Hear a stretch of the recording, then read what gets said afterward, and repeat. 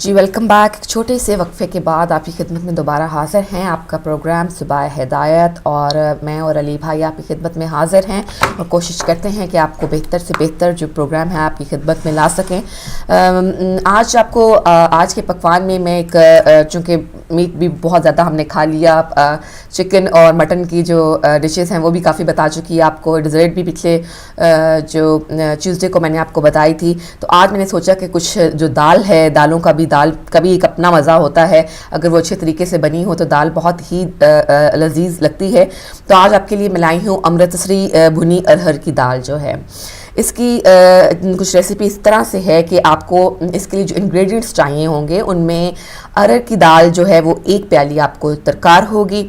ہرا دھنیا ہم نے لینا ہے 1 گٹھی, اس کو آپ نے باریک کاٹ لینا ہے. پھر آپ پیاز بھی 1 عدد لے لیجئے اور اس کو بھی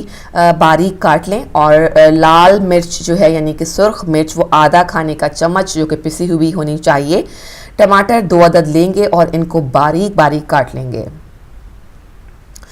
ٹماٹر جو ہیں وہ آپ نے 2 عدد لینے ہیں اور ہری مرچ جو ہے وہ 5 عدد لے کر آپ اس کو اچھی طرح سے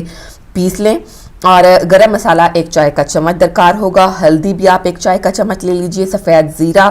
1 چائے کا چمچ اور اس کو بھی آپ نے پیس لینا ہے. ادرک 2 کھانے کے چمچ لیجئے. ادرک کو بھی آپ نے باریک کوٹ لینا ہے. اور آئل جتنا بھی آپ کو جس حساب سے آپ, لیکن آپ کو میں یہاں پہ ریکمینڈ کروں گی کہ 3 کھانے کے چمچ جو ہیں وہ آپ آئل کے لے لیجئے. نمک حسب ذائقہ جس طرح کہ آپ کو پسند ہو, جتنی آپ کو نمک کی مقدار کم یا زیادہ پسند ہو اس حساب سے رکھ لیں. آپ کو ایک دفعہ پھر امرتسری بھنی ہوئی ارہر کی دال کے انگریڈینٹس بتا دیتی ہوں, جس میں ہے ارہر کی دال 1 پیالی لیں گے. ہرا دھنیا 1 گٹھی جو کہ باریک کٹا ہوا ہونا چاہیے. پیاز 1 عدد چاہیے جو کہ باریک کاٹ لیں. لال مرچ آدھا کھانے کا چمچ لال مرچ ہمیں پسی ہوئی لینی ہے. ٹماٹر 2 عدد جو کہ باریک کٹے ہوئے ہونے چاہیے. ہری مرچ 5 عدد جن کو آپ اچھی طرح سے پیس لیجئے. گرم مسالہ 1 چائے کا چمچ جو کہ پسا ہوا ہونا چاہیے. ہلدی 1 چائے کا چمچ ہوگا. سفید زیرہ 1 چائے کا چمچ. ادرک 2 کھانے کے چمچ لے لیجئے. اور آئل جو ہے وہ 3 کھانے کے چمچ آپ کو چاہیے ہوں گے. نمک جو ہے وہ حسب ذائقہ آپ کی اپنی چوائس کے مطابق آپ کو درکار ہوگا. اب یہ امرتسری ارہر کی دال جو ہے بھنی ہوئی بنانے کا طریقہ یہ ہے کہ ارہر کی دال کو نیم گرم پانی سے بھگو دیں. ٹھنڈے پانی میں آپ نے اس کو نہیں بھگونا. وہ جو 1 پیالی ارہر کی دال ہم نے لی ہے اس کو نیم گرم پانی سے دھو کر بھگو دیں. پھر دال کو آپ اسی نیم گرم پانی میں جو ہے وہ ہلدی کے ساتھ ابال لیں. یعنی جو ہلدی ہم نے 1 چائے کا چمچ ہلدی جو تھی وہ ہم نے لی تھی, اس ہلدی کو پانی میں ڈال دیں اور اب دال کو اس میں ابال لیجئے. جب وہ اچھی طرح سے گل جائے تو پانی کو جو ہے وہ نتھار لیں, اس کو نکال لیں. اور اب آپ کو یہ کرنا ہوگا کہ آپ نے یہ جو گلی ہوئی دال ہے وہ ایک سائڈ پر رکھ دیجئے. اس کے بعد ایک دیگچی لیجئے اور اس میں تیل جو ہے وہ گرم کر دیں. اندر اس کے وہ جو 3 ٹیبل سپون ہم نے آئل کے لیے تھے وہ آپ اس دیگچی میں ڈالیے. اور پیاز جو ہے اس کو ہلکے گلابی کر لیجئے. یاد پڑتا ہوگا آپ کو کہ میں نے آپ کو بتایا کہ پیاز ہم نے 1 عدد لینا ہے جو کہ باریک کٹا ہوا ہونا چاہیے. اس پیاز کو ہم آئل میں اچھی طرح سے فرائی کر لیں گے انٹل وہ جو ہے وہ لائٹ پنک ہو جائے گا. پھر اس میں ہم نے پسی ہوئی مرچ جو کہ ہم نے 1 چمچ پسی ہوئی مرچ ہم نے لی تھی آدھا کھانے کا چمچ ہم نے پسی ہوئی مرچ لی اور ہری مرچ لی. اور ٹماٹر, سفید زیرہ, نمک اور ادرک ڈالیں اس آئل میں اور اچھی طرح سے جو ہے وہ اس کو بھون لیں.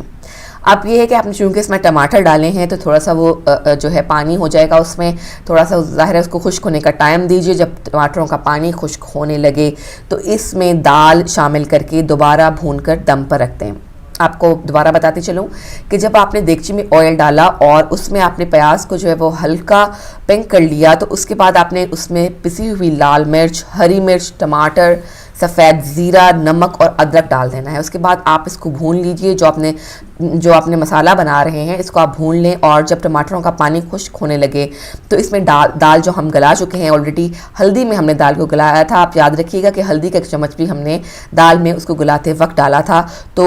اس میں دال کو شامل کر کے اس کو بھون لیں اور دوبارہ جو ہے اس کو دم پر رکھ دیں.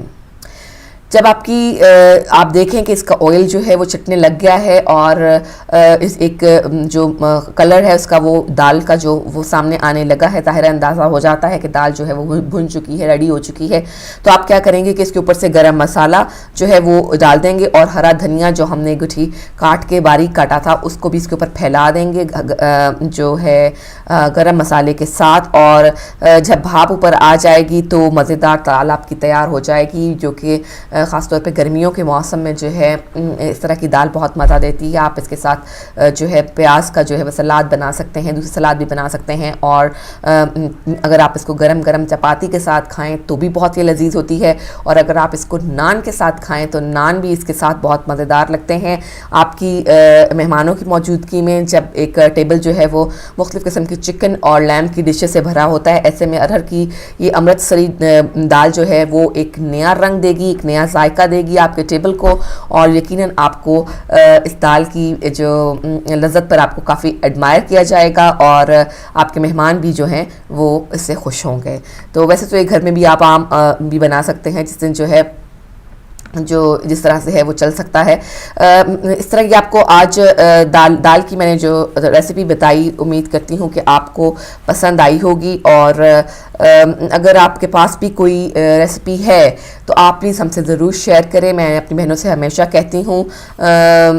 کہ آپ کو ضرور جو ہے آپ کے پاس جو بھی کوئی ریسیپی ہو جو بہتر آپ کو لگتی ہو، جو آپ نے ٹرائی کی ہو، بہت مزیدار لگتی ہو، وہ آپ ہمیں admin@hidayat.tv پر ای میل کر سکتی ہیں، جو کہ آپ کے سامنے باقی بہنوں کے ساتھ بھی جو ہے وہ شیئر کر لوں گی۔ بہنیں ہی نہیں، صرف بھائی بھی ہمارے جو ہیں وہ بہت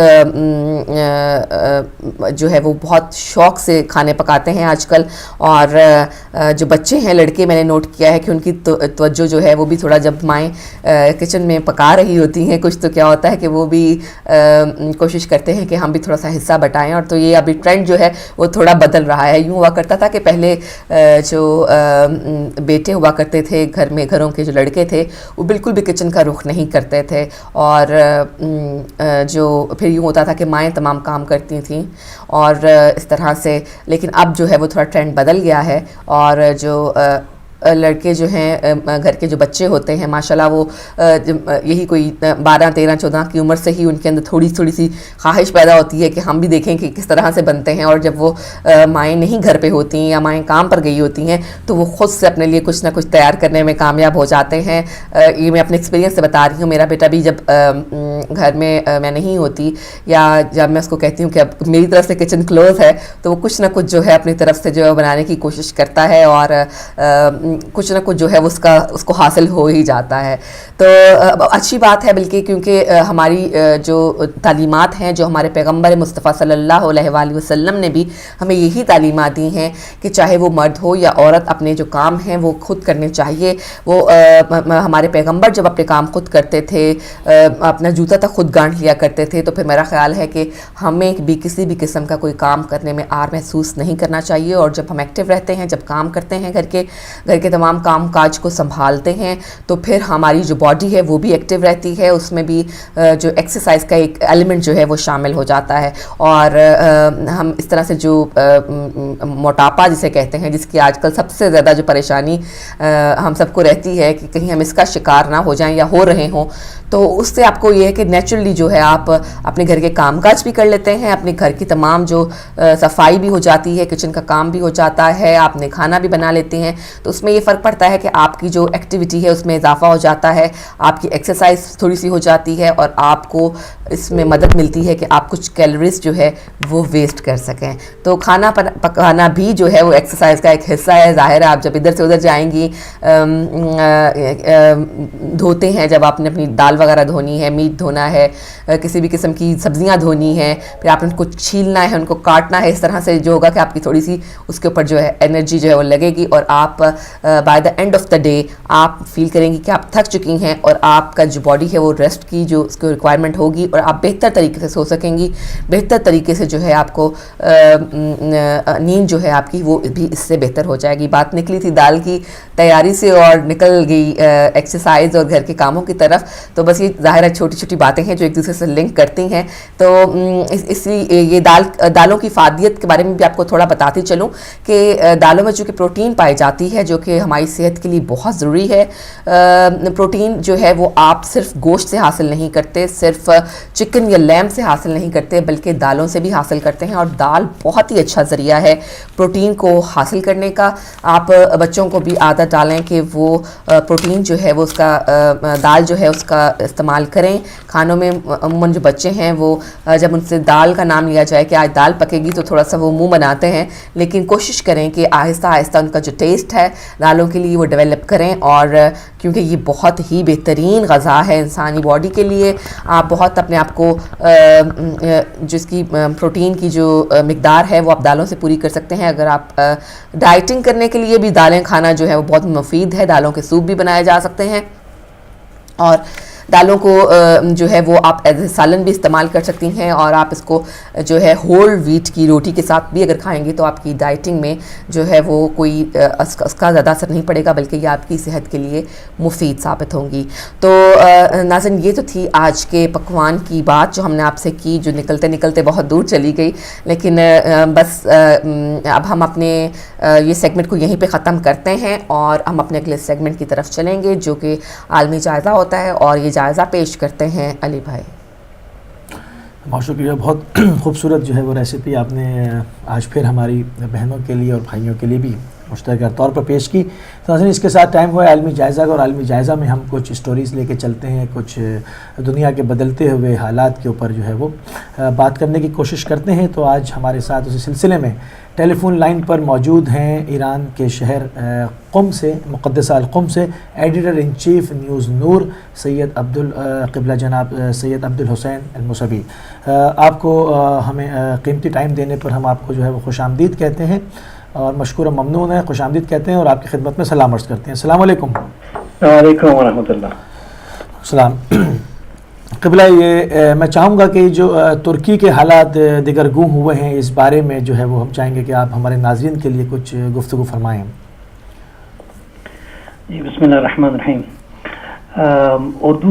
اردوغان کی جو شکست ہے اس سے بہت سارے پیغام مل رہے ہیں کہ حزب حاکم ہوتے ہوئے, رولنگ پارٹی ہوتے ہوئے جو ایکسپیکٹیشن تھی کہ وہ اس کو زیادہ مضبوط طریقے سے جو نیکسٹ گورنمنٹ بنے گی, مگر جو ان کی دوگلی پالیسی رہی ہے کہ ایک طرف سے اسرائیل اور امریکہ کی چاپلوسی کرنا اور دوسری زبان سے اسلام نوازی کا نعرہ دینا, مگر اس سے بھی صاف ظاہر ہوتا ہے کہ عوام اس دوگلے پن سے بخوبی آشنا ہوتے جا رہے ہیں. تو یہی وجہ ہے کہ اردوغان کو اتنی بڑی شکست کا سامنا کرنا پڑا ہے. تو ظاہر سے بات ہے کہ جو خطے میں حالات جاری ہیں وہ عوام کو حقیقت میں بیدار کرنے میں اچھا خاصا رول ادا کر رہا ہے. جو خطے میں عوامی حاکمیت کا جو فقدان رہا تھا, اور انقلاب اسلامی ایران کے بدولت اس خطے میں عوامی حاکمیت کا دور شروع ہوا, وہ جمہوریت کا دور شروع ہوا, اور اس پہ سونے پہ سہاگا جو کھویا ہوا میراث مسلمانوں کا کہ جو اسلام تحفہ لے کے آیا ہے کہ انسان پر انسان حکومت نہیں کر سکتا ہے, بلکہ انسان پہ صرف خالق انسان ہی حکومت کر سکتا ہے. یعنی انسان پر صرف قائد الہی حاکم ہو سکتے ہیں, نہ انسان کے بنائے ہوئے قواعد. تو اس کی طرف ایک رجحان بڑا ہے, کوئی ایک انداز میں بیان کر رہا ہے, کوئی کسی دوسرے انداز میں, مگر یہ دنیا نے بھی ثابت دکھایا کہ انسان کی جو تدبیریں ہیں وہ ناقص رہتی ہیں, اور ان میں خامیاں آج نہ کل سامنے آتی ہیں, مگر جو خالق کائنات کا جو لاہ عمل ہے وہ حضرت آدم سے لے کر جو صبح قیامت تک ایک جیسا ہوگا. تو اس پہ جو اعتماد بڑھ رہا ہے, انشاءاللہ یہ بھی ایک نوید ہے کہ ترکی میں اگر جہاں اسلام کا شیرازہ بکھرا تھا, اور جو جتنی بھی خامیائی صحیح سلسلے خلافت میں اسی ترکی میں اس کا جنازہ اٹھایا گیا, اگر ترکی والے اس اہمیت کو سمجھیں گے اس میراث کو دوبارہ زندہ کرنے کے لیے لگتا ہے کہ یہ مناسب وقت آ چکا ہے۔ مگر یہاں پر ایک سوال یہ پیدا ہوتا ہے کہ ٹھیک ہے عوامی بیداری آ رہی ہے اور ان کے لیے مشکلات کھڑی ہو رہی ہیں، مگر ہم دیکھیں گے گزشتہ کچھ سالوں سے کہ انہوں نے اتنے ہزاروں دہشت گردوں کو ٹرین کر کے جو ہے وہ شام میں بھیجا، جو کہ اس سے باقاعدہ استعمار کو فائدہ ہوا اور ملک شام تباہ ہوا، مسلمانوں کے گھر اجڑے، لاکھوں کی تعداد میں لوگ ریفیوجی ہوئے، یہ تمام کام تو ان سے لے لیا گیا ہے۔ اگر اب وہ رخصت بھی ہو جاتے ہیں تو کیا اس سے زیادہ کیا فرق پڑے گا؟ دیکھیے، جس نے یہ آگ لگائی ہے اس کا نتیجہ یہی ہوگا کہ یہ جو نقلی اسٹیٹ وجود میں لائی گئی ہے اسرائیل نام سے، وہ بزودی نابودی کی طرف تو اس نے الٹی گنتی اس کی شروع ہو چکی ہے۔ اس سے پتہ چل رہا ہے کہ جو سامراج نے، جو امریکہ نے اپنے اس کا گیم پلان یہ ہے کہ عالم اسلام کو آپس میں انگیج رکھیں، جیسے امام خامنئی یا امام خمینی خود پہلی ان کی یہ اختراع ہے کہ وہ اسے امریکی اسلام کہتے تھے۔ امریکی اسلام کیا ہوا؟ وہ یہی ہوا کہ شوگر کوٹڈ فارم میں زہر پلائی جائے، ظاہر اسلام دکھایا جائے مگر اسلام کی بےکنی کی جائے، مگر اگرچہ اس سے عالم اسلام کو بہت نقصان ہو رہا ہے جو انہوں نے دہشت گرد تیار کیے ہیں، مگر اس سے قطعاً خود جنہوں نے ان کو پیدا کیا ہے ان کے لیے مصیبت کھڑی ہوتی ہے۔ کہ خطے نے یہ بھی دیکھا کہ جو سب سے محفوظ جگہ امریکہ کی تھی وہ ایران، شاہی ایران سب سے بڑا وفادار امریکہ کا مانا جاتا تھا اور امریکہ کا دوسرا گھر ایران سمجھا جاتا تھا، مگر وہی ایران امریکہ کا سب سے بڑا چیلنج کرنے والا اور سب سے بڑا دشمن کے طور پر ابھی ابھر کر سامنے آیا ہے۔ مصر حسن مبارک بعینی شاہ ایران کی طرف امریکہ کا دوسرا گھر اور دوسرا ساجیدار امریکہ تھا، مگر اس کا کیا حشر ہو گیا ہے۔ ابھی یہی حال ہر جگہ ہوگا کہ چاہے وہ ابھی ترکی ہے یا سعودی عرب ہے یا قطر ہے، جو ان کے جو اور امریکہ بھی ہم دیکھ رہے ہیں کہ وہ لنگڑے گھوڑوں کے پیچھے نہیں چلتے، گھوڑا لنگڑا ہو گیا تو اس کو گولی مارتے۔ تو اگر انہوں نے مسلمانوں کو، عالم اسلام کو نقصان پہنچانے کے لیے یہ دہشت گرد تیار کیے ہیں، اس کا یہ مطلب نہیں ہے کہ مسلمان ہمیشہ اتنا بیوقوف بنا رہے کہ وہ دوسرے کا ابزار بن کے صرف اسلام اور مسلمانوں کی بے کنی میں مشغول رہے گا۔ آج نہ کل یہی جو دہشت گرد ہیں وہ کسی جگہ اپنا ٹھکانہ نہیں پائیں گے۔ آپ شام کی مثال لیجئے، لوگوں کو یہ کہا گیا کہ بھئی وہاں میجورٹی سنیوں کی ہے مگر حکومت شیعہ کر رہا ہے، مثلا بشار اسد، جبکہ حقیقت نہیں، وہ بھی سنی ہے اور سنی اس پہ حکومت کر رہے ہیں، اور یہ لوگ مائنارٹی شیعہ میجورٹی سنیوں کو مارتے ہیں، اور دنیا بھر کے انہوں نے جو سنی جوانوں کے ساتھ استحصال کیا، وہ آئے اسلام کی مدد کرنے کے لیے، اور پھر جب انہوں نے شام میں دیکھا کہ نہیں وہ سنیوں کا قتل نہیں کر رہے ہیں، وہ شیعوں کو قتل نہیں کر رہے، وہ سنیوں کو قتل کر رہے ہیں، وہ یہ سمجھتے کہ جو ایران کی بات کرے گا، جو امریکہ کی مخالفت میں بات کرے گا، جو اسرائیل کی مخالفت میں بات کرے گا وہ شیعہ ہے، مگر پھر ان کو پتہ چلا کہ نہیں، یہ بات کرنے والا صرف شیعہ نہیں ہے بلکہ سنی بھی ہے۔ تو بڑے بڑے علماء اہل سنت کے وہاں شہید کیے گئے اور ان کی وہ پالیسی کافی حد تک ناکام ہو گئی، اور پھر اس عنوان سے وہ ان کو ریکروٹ کرنے میں سنیوں کو یہاں شام میں اس حد تک کامیاب نہیں ہو گئے لوگ۔ اچھا، ایک رپورٹ سامنے آئی ہے ابھی ایک رشین نیوز ایجنسی کی آیت اللہ سید علی خامنئی کے حوالے سے، کہ ان کی رہبریت کے حوالے سے انہوں نے کہا کہ جس کامیاب طریقے کے ساتھ انہوں نے رہبریت کی ہے، جس میں کہ انہوں نے طالبان کو شکست دی ہے، جس میں انہوں نے جو ہے وہ جتنی بھی پالیسیز ہوئی ہیں اس کے اوپر انہوں نے جو باقاعدہ گفتگو کی ہے، میں چاہوں گا کہ آپ اس کے اوپر تھوڑا سا اس گفتگو کو لے کے آگے بڑھیں۔ الحمدللہ، جزاک اللہ. آپ نے بہت ہی ایک ظریف نقطے کو اٹھایا ہے. دیکھیے، ایک تو بڑی یہ اپنی جگہ ایک بڑی بات ہے کہ رشیا کی اتنی معتبر نیوز ایجنسی امام خامنئی کے اس پورے خطبے، اس اسپیچ کا جو امام خمینی رضوان اللہ تعالیٰ کی 26ویں سالگرہ پہ امام خمینی رضوان اللہ تعالیٰ کے مرقد پہ عالمی سفیروں کے مجموعے میں، پورے ایران بھر کے لوگوں کے مجموعے میں وہ ایک چہرہ حقیقت اسلام کا دکھایا، قرآن کا دکھایا، کہ جو کسی کے ساتھ انہیں سازش کرنے والا ہے نہیں. اس ایجنسی نے بڑے زاویوں سے یہ دیکھا کہ آپ امام خامنئی کو ایک مرجع تقلید نہ دیکھیں،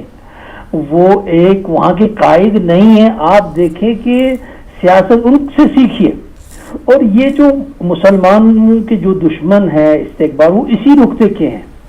کہ ایک صالح انسان، ایک خدا ترس انسان، وہ انسان خدا کے بندوں کی خدمت کرنے کے لیے سب سے زیادہ ذمہ دار ہے، نہ کہ وہ ڈاکو جو جس کا رہزنی اور ڈاکہ زنی جس کا وظیفہ ہے، نہ کہ اس کا وہ وظیفہ انجام دینا ہے. امام خامنئی کے پورے خطبے کو انہوں نے بہت ہی ظریف اندازے میں تجزیہ کیا کہ دونوں پہلوؤں کی طرف اشارہ کیا. ایک یہ کہ جو امام کے تقریر میں ایرانی عوام کے لیے نکات تھے کہ اب بہت سارے ایسے لوگ ہیں کہ جو یہ چاہتے ہیں کہ امریکہ کے ساتھ اور ان کے ساتھ یورپ کے ساتھ کمپرومائز کریں، یعنی اپنے اسلامی اصول اور اقدار کو یہ سمجھتے ہیں کہ شاید ہمیں اس سے نقصان ہو رہا ہے، اگر ہم امریکہ کی ہاں میں ہاں کریں شاید اس سے ایران ترقی کرے گا. اور کچھ ایسے بھی لوگ تھے کہ وہ اب یہ کوشش کر رہے ہیں، بڑے سیاستدان جو اب امام خمینی کو کوٹ کرنے بیٹھے تھے کہ اگر امام خمینی آج ہوتے، وہ بھی آج کا کمپرومائز کی بات کر رہے تھے.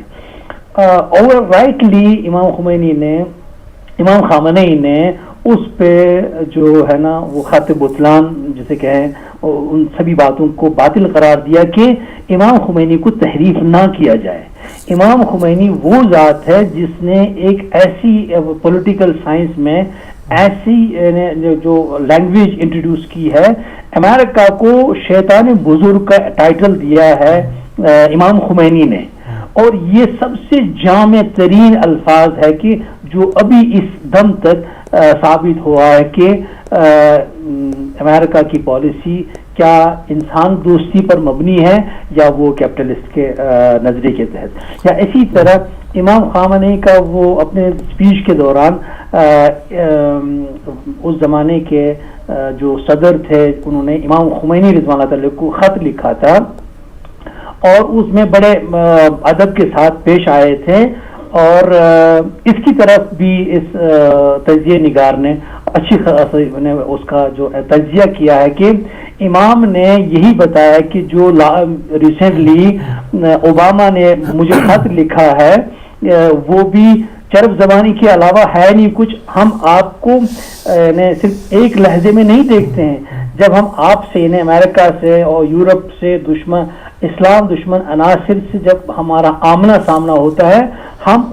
ان کی صرف پریزنٹ اپیئرنس نہیں دیکھتے ہیں، ہم ان کی پوری تاریخ کا تجزیہ کرتے ہیں، ان کا چٹا بٹا دیکھ کے ہم ان کے ساتھ پیش آتے ہیں. یعنی آپ جتنی بھی سازشیں کریں آپ مسلمان کو بیوقوف نہیں بنا سکتے، آپ اسلامی اقدار کو مسخ نہیں کر سکتے. بہت خوب. تو روسی تجزیہ نگار نے جو ایک وہ عالمی سیاست کا چہرہ دکھا کہ جسے ہر قوم اس کی توقع کرتی ہے کہ میرا جو پولیٹیشین ہو وہ حقیقت میں بہادر ہو اور جس کا جو ویژن ہو وہ انتہائی گہرا ہو. اور اس کا جو ابھی پولیٹیکل سائنس میں اس نیوز ایجنسی نے کہا ہے کہ اگر آپ نے پولیٹیکل سائنس کا رول ماڈل دیکھنا ہے تو امام خامنئی کو اسٹڈی کریں, آپ کو سیاست بھی سمجھ آئے گی اور انسانوں کے نفع نقصان کی بات بھی سمجھ آئے گی. بہت خوبصورت جو ہے اس کے اوپر آپ نے گفتگو کی. ایک آخری بات اور اس کے اوپر بات کر لیں کیونکہ ہمارے پاس سیگمنٹ کا ٹائم بھی کم ہے, کہ یہ جو ابھی اطلاعات آ رہی ہیں کہ ہندوستان کی طرف سے دراندازی کی گئی ہے برما کے اوپر, شیلنگ ہو رہی ہے, تو مطلب اس وقت جو اب ہم دیکھتے ہیں گلف کے بعد اور پھر یہ ایشیا کے اندر اور تمام چیزیں کہ ہر طرف خون بہہ رہا ہے اور جس کے پاس طاقت ہے وہ چھوٹے کو کچل رہا ہے, کوئی بین الاقوامی قوانین کی دھجیاں جو ہے وہ اڑائی جا رہی ہیں, کوئی اس کا پاس نہیں کیا جا رہا. ایک ایسے عالم میں ہم دیکھتے ہیں کہ ہماری جو ڈاکٹرین ہے, جو اسلام کی ڈاکٹرین ہے امام زمانہ ارواحنا الفدا کے حوالے سے, وہ بہترین سامنے آ کے جو ہے وہ ایک یوں سمجھ لے کہ اس سے بہتر مطلب کوئی چیز اس وقت دنیا کو پیش نہیں کی جا سکتی کہ کس طرح سے اس ظلم سے نجات حاصل کر کے اس کو امن کا گہوارہ بنایا جا سکتا ہے. تو میں چاہوں گا کہ اس ڈاکٹرین کے اوپر آپ بات کریں کہ ان میں اہل ہنود کے اندر بھی کیا کانسیپٹ ہیں اور تمام جتنے بھی مذہب ہیں چاہے وہ آسمانی مذہب ہوں یا نان بلیورز ہوں, ان کے اندر ایک ایسا نجات دہندہ کی طلب پائی جاتی ہے جو کہ تمام بشریت کو نجات دے گا. تو اس میں جو اسلام کی ڈاکٹرین ہے کہ وہ خالی صرف شیعوں کو بچانے یا مسلمانوں کو نجات دینے نہیں آ رہے بلکہ وہ تمام بشریت کے جو ہے وہ نجات دہندہ بن کر آ رہے ہیں. میں چاہوں گا کہ اس کے اوپر کچھ تھوڑی سی گفتگو فرمائیں. جزاک اللہ جناب سعید علی صاحب, اللہ آپ کو زور بیان اور زیادہ فرمائیں کہ کتنا جامع الفاظ میں آپ نے بہت سارے مسائل کو گھیرا. ابھی الحمدللہ یہ وہ دور ہے کہ جس میں لوگوں کی وہ تشنگی بڑھ گئی ہے. ہر کوئی اس امید میں ہے کہ ان حالات میں, اس مخمصے میں جو انسان گھرا پڑا ہے, ہر جگہ ہر طرف ظلم دیکھنے کو مل رہا ہے, اس میں ایسا کوئی صالح انسان آئے جو ہمیں انسانوں کو نجات دے. ہندوستان میں بھی جس طرح ہم شیعوں کے درمیان مسلمانوں کے درمیان بالخصوص امام مہدی کا تصور ہے کہ امام مہدی ظہور کریں گے, اور اس میں شیعہ واحد وہ نظریہ رکھنے والا مسلک ہے کہ جو اس نجات دہندہ کے بارے میں یہ کہہ رہا ہے کہ یہ نجات دہندہ کون ہے, کس کا بیٹا ہے, کس زمانے میں اس کی پیدائش ہوئے اور آج اس کی عمر کتنی ہے. اور اتنا بڑا دعویٰ کوئی کرتا نہیں ہے. عیسائی بھی کہتے ہیں کہ یوسا آئیں گے, مسیح آئیں گے, اور ہندو تو اس سے بھی زیادہ بہت ہی گمبھیر طریقے سے اپنے فلسفے کو, ابھی ریسنٹلی ایک کتاب شائع ہو چکی ہے ہندوستان کے بہت بڑے گیانی وید پرکاش جی صاحب نے, محمد کلکی اوتار, تو وہ اپنے تمام جو ہے ویدوں کا حوالہ دیتے ہیں کہ ہر زمانے میں ہندو کا یہ عقیدہ تھا کہ جس میں پیغمبر اکرم صلی اللہ علیہ وسلم کے ظہور کی نشاندہی کی گئی ہے, مگر کیونکہ ان کی معلومات بہت کم ہے, اب وہ یہاں پر ان کے لیے ایک سوال یہ تھا کہ کلکی اوتار کے بارے میں کہا گیا ہے کہ وہ گھوڑے پہ سوار ہو کے ظاہر ہوں گے. ابھی جو ماڈرن ایج ہیں اس میں گھوڑے کی کوئی گنجائش ہے نہیں, ابھی تو جہاز وغیرہ کا زمانہ ہے, مگر امام زمانہ جل اللہ تعالیٰ فرج شریف کے بارے میں بالکل وہی بات ہے جو انہوں نے محمد کلکی اوتار میں لکھا ہے کہ نہیں, یہی جو آخری جسے ہم خاتم الوسیین کہتے ہیں وہ گھوڑے کا ہی استعمال کریں گے, اور وہ ان کا گھوڑا دنیا کے مسائل کی شرائط کا جواب کیسے دیکھیں گے وہ انشاءاللہ ظہور کے وقت ہی دیکھنے کو ملے گا. کیونکہ ہم جیسے اس دور کو عصر ظہور کہتے ہیں, وہ اس کو کلیگ کہتے ہیں کہ جس میں پانی اوپر کے بجائے نیچے سے اوپر جائے, کیونکہ کلیگ یعنی جہاں جس دور میں ظلم انتہا کو پہنچ جائے, ان کا بھی یہی عقیدہ ہے کہ دنیا ابھی ان حالات میں اس کلیگ میں ابھی گزر رہی ہے, اب کسی منجی کو آنا ہے. اور اسی لیے جو ولایت فقیہ کا تصور ہے وہ یہی ہے کہ ہر مذہب میں, ہر دین میں دیندار لوگ آگے آنے چاہیے, تبھی وہ ظہور کریں گے. اگر ہندو انہیں کلکی کہہ رہے ہیں, اگر عیسائی ان کو مسیح کہہ رہے ہیں, اگر سکھ ان کو گرو کہتے ہیں, تو وہ تبھی آئیں گے جب یہ جو مذہبی عقیدہ رکھنے والے ہیں یہ سامنے میدان میں آئیں گے سیاست کے. یہ ضروری نہیں کہ ہر جگہ اسلام کی حکومت ہو, نہیں, ہر مذہب میں جہاں عیسائی رہتے ہیں وہاں بائبل کی حکومت ہو, جہاں ہندو رہتے ہیں وہاں گیتا کی حکومت ہو, جہاں جیو رہتے ہیں وہاں تورات کی حکومت ہو. غرض انسانوں پر الہی حکومت حاکم ہو. اور ایسے میں جب پھر سوال آ جائے گا کہ کس کا فلسفہ صحیح ہے, تو اس میں ظہور امام زمان ماشاءاللہ بہت خوبصورت ہر چیز کو احاطہ کرے گا, اور وہ وعد الہی جس کے تمام انبیاء و اوصیاء منتظر رہے ہیں, اور جو مذہب کے بارے میں سوال کرتے ہیں تشنہ ہے, ہر کسی کے لیے جواب ملے گا. اور انصاف اس طریقے سے امام معصوم نے امام زمانہ جل تعالیٰ فرج شریف کے انصاف کے بارے میں یہ کہا, جو کہ امام زمانہ کے ظہور کے بارے میں, کہ وہ دنیا کو عدل انصاف سے پور کریں گے جبکہ وہ ظلم و جور سے پور ہوا ہوگا. امام معصوم اس کی تعبیر یوں کرتے ہیں کہ جس طرح گرمی اور سردی ہر جگہ پہنچتی ہے, گھر کے کونے کونے میں پہنچتی ہے, اسی طرح عدل انصاف سماج کے ہر ذرے میں نفوذ کر جائے. بہت ماشاءاللہ, بہت اسی سے پتہ چلتا ہے کہ کتنا ہی جامع امام زمانہ جل تعالیٰ فرج شریف کا ظہور, تبھی جا کے ہر انسان اس ظہور کا تشنا ہے کہ کب وہ ظہور کریں گے اور انسان کو انصاف ملے گا. بہت خوبصورت جو ہے وہ گفتگو آپ نے فرمائی, اور دل چاہ رہا تھا کہ ابھی مزید جو ہے وہ گفتگو ہوتی رہے, مگر ہمارے جو ہے کہ سیگمنٹ کا ٹائم اس میں اتنی گنجائش نہیں تھی. ہمارے ساتھ ہم آپ کے ایک مرتبہ بہت تہہ دل سے مشکور اور ممنون ہیں کہ آپ نے اپنا آپ کا بھی بہت بہت شکریہ, قیمتی ٹائم جو ہے وہ ہدایت ٹیلی ویژن کی نظر کیا. آپ شامل ہوئے ایران کے شہر مقدس القم سے ایڈیٹر ان چیف نیوز نور قبلہ جناب سید عبدالحسین الموسوی جو ہے وہ آپ گفتگو سن رہے تھے ناظرین. اور اس کے ساتھ ہی ہمارے پاس جو ہے وہ ایک بریک کا ٹائم ریڈی ہو جاتا ہے. بریک سے واپس آئیں گے تو یہ کہ آپ کی لائیو کالز بھی کھولیں گے, اپنے سیگمنٹ جو ٹاپک ہے وہ بھی ہم اناؤنس کریں گے, آپ سے بھی اس کے اوپر گفتگو کریں گے, اس کے اوپر ہم بھی بات کریں گے. چلتے ہیں ایک مختصر سی بریک کے اوپر.